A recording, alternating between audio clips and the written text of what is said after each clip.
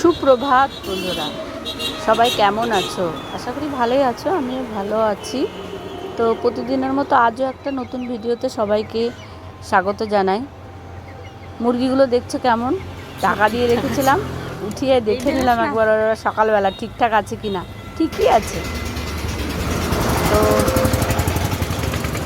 রাস্তার ধারে বসে মায়ের দোকানের সামনে বসে কথা দিচ্ছি, ওর জন্য একটুখানি গাড়ি যাওয়া আসার একটু আওয়াজ হবে, একটুখানি তো অসুবিধা হচ্ছে। ঠিক আছে, তো স্নান টান করে নিলাম, নিয়ে পরে জামা কাপড়গুলো মেলে দিয়েছিলাম, শুকিয়েও গেছে।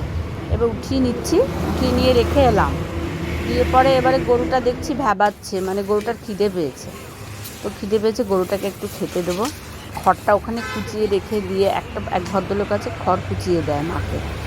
তো প্রতি সপ্তাহে একদিন হয়তো আসে, দিয়ে অনেক 3-4 বস্তা খড় কুচিয়ে দিয়ে যায়। এবার মায়ের এক সপ্তাহ হয়ে যায়, 4 বস্তা খড়ে এক সপ্তাহ গরুটা খাওয়া হয়ে যায়। আরও এবারে বাড়ি সব তরকারি পাতি দেয়, কাটা তরকারিগুলো, খোসা, ওগুলো দিয়ে গরুর কোনোরকম হয়ে যায়, খাওয়া দাওয়া হয়ে যায়। তো ওকে একটু খেতে দিচ্ছি, খেতে দিয়ে নিলাম। দিয়ে পরে আজকে 4 বস্তা খড় কুচাতে উনি 20 টাকা নেয়, কমই নেয় বলো। 2 আটি, বড় বড় 2 আটি, মানে কতগুলো করে থাকে জানি না, 20টা না 50টা করে থাকে, আমি ঠিক জানি না কতগুলো থাকে। বড় বড় আটিগুলো দেখাচ্ছি, সেই আটিগুলোকে কেটে 4 বস্তা খড় এই ছোটো ছোটো করে কেটে রেখে দিয়ে যায়। তো 20 টাকা মাত্র নেয়, 20 টাকা, বেশি নেয় না। আমি তো দেখলাম সেদিন এসেছিলো কাটতে, তো ওনার প্রায় দেড় ঘন্টা লেগে গেল কাটতে। মা আবার টিফিন দেয়, মুড়ি দিল, তারপরে আমি আবার শরবত করলাম মার জন্য, দইয়ের শরবত। তো মাকে 1 গ্লাস দিলাম, ওনাকে এক গ্লাস দিলাম। তো যাই হোক, মা খড় কুচাতে পারে না, আমি এসে খড় কুচাই। আগের বারে এসে আমি খড় কুচিয়েছিলাম, এবারে আমাকে আর খড় কুচাতে হয়নি। তো ভদ্রলোক এসে কুচি দিয়ে যায়, তার জন্য মায়ের একটা টেনশন মুক্ত, যে গরু কী খাবে। খোল আছে ঘরে, খোল আনে মা, 5 কেজি করে খোল আনে, ওটা অনেকদিন চলে গেল। এই বিকেলবেলা মায়ের মাথাটা দেখছি একদম ফুসকো হয়ে আছে, দিয়ে মাথায় তেল দিয়েছে। আর এটা হচ্ছে কোকোনাট অয়েল, সেই পুরনো দিনে আগেকার কোকোনাট, শালিমার কোকোনাট। খুব সুন্দর একটা গন্ধ, খুব সুন্দর গন্ধ, সেই নারকেল গন্ধ, বিটকেল গন্ধ নয়, নারকেল গন্ধ। ও পাশে এক দাদু থাকে আমাদের ওখানে, এখানে আগের দিন দেখিয়েছি মনে হচ্ছে। ওই দাদুকে জিজ্ঞেস করছি এই তেলটা ব্যবহার করতে, উনিও চিনে ফেলেছে, বলছে হ্যাঁ এই তেলের গন্ধটা খুব সুন্দর। কানে অতটা বেশি শোনে না, আর অতটা কথাও গুছিয়ে বলতে পারে না। আমি বলছি তুমি কী দিয়ে ভাত খেয়েছো, বলতে মনে করতে পারলো না, অনেক চেষ্টা করলো, কী দিয়ে ভাত খেয়েছি মনে করতে পারলো না। অনেকবার চিন্তা করলো, মাথায় হাত দিয়ে চিন্তা করছে, কিন্তু কী দিয়ে ভাত খেয়েছি আর মনে করতে পারলো না। যাই হোক, তো আজকে সন্ধ্যাবেলা ভাবছি কীর্তন শুনতে যাব, মাকে তেলটা দিয়ে দিলাম। কীর্তনের মানে শেষ হয়নি, ভোগ হলো। ওই কালকে আটকে নিয়ে এসেছিলাম, মা নিয়ে এসেছিলো আটকেটা, তো খাওয়া হলো। এখন আরও মানে প্রতিদিনই কীর্তন এবারে চলছেই।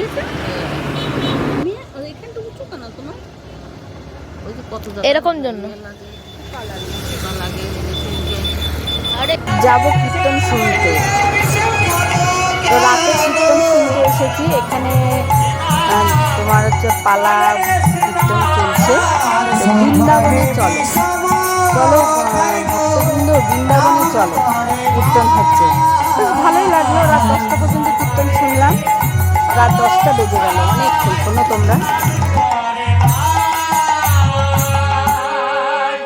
কি বললেন পাল ধরো করো সে দাম সন্ধ্যা সঘনে বিষম খায় নাম করে না। কেউ যদি তুই কোথায় আছিস? আমি গোষ্ঠ মাঝে, তোর মা কোথায় আছে? নান্দালয়ে। তাহলে তুই কি করে জানতে পারছিস যে তোর মা তোকে নাম করছে?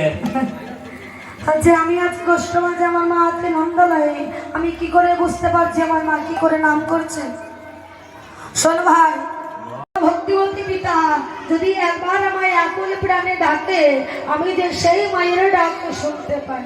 তাই গৌর হরি বল। কারণ আমি যে ভক্তদের ভগবান, ভক্তদের মনোবাঞ্ছা পূর্ণ করাই হলো আমার কাজ। আজ ভাই কানাই আমার বলছে, শোনো শোনো ভাই, এই ভক্তের হাতে আমার প্রেমের নুরি। এই ভক্ত আমায় যেদিকে ঘোরাই আমি সেই দিকে ঘুরি।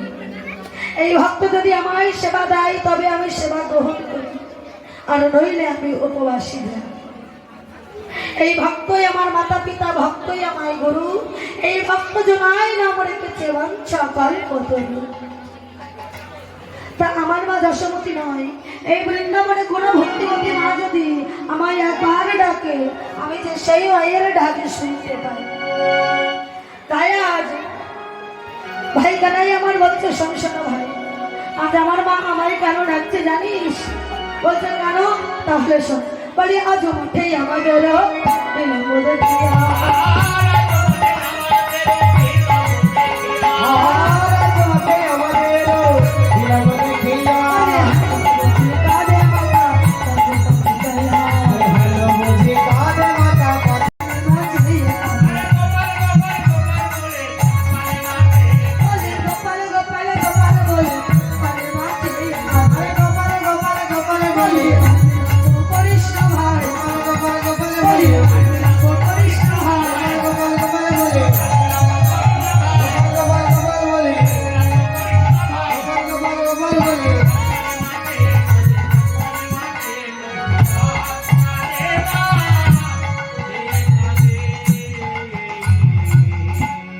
বললেন আজ মাঠে আমাদেরও বিলম্ব দেখিয়া, হেন বুঝি কাঁদে মাতা পথ পানে জানিয়া।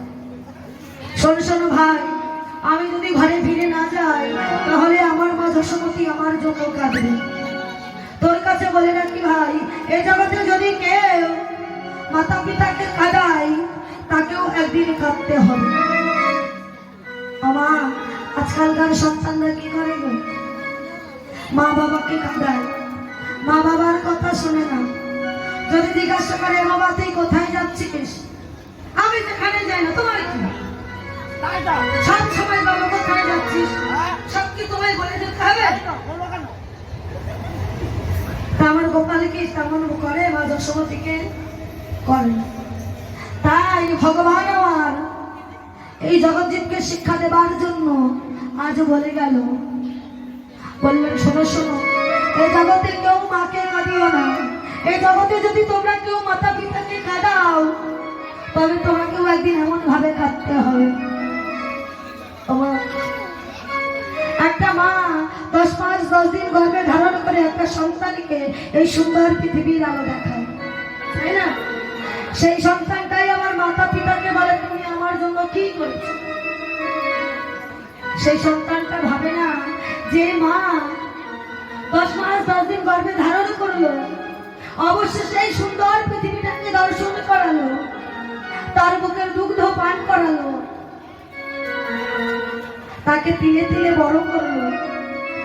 সেই সন্তান বলে তুমি আমার জন্য কি করেছো। আমার গাছের কাছে কখনো ফল ভারী হয় না, ফলের কাছে গাছ ভারী হয়ে যায়। মাতা পিতাকে খেতে দিতে পারে না, কিন্তু মাতা পিতা সন্তানের দায়িত্ব নিতে পারে। একটা মাতা পিতা 5টা সন্তান হলে দায়িত্ব নিতে পারে, তাদের মানুষ করতে পারে। ওই 5টা সন্তান একটা মাতা পিতার দায়িত্ব নিতে পারে না। আমাদের এই এখনকার জগৎ হয়েছে, সেই সন্তান ভাবে না একদিন আমিও মা হব, আমিও একদিন পিতা হব, আমারও সন্তান হবে, আমাকেও এমন ভাবে কাঁদতে হবে। তোমার মহান মুরলিতে ধ্বনি করলে আমাদের ধনুবাচ্য একত্রে ফিরে আসবে। তাই গোবিন্দ আমার কি করলেন, আজ একটি ভাঙ্গ ভোট মাঠ থামে দাঁড়িয়ে আদর্শ মধুর সুরে বংশধ্বনি করছে।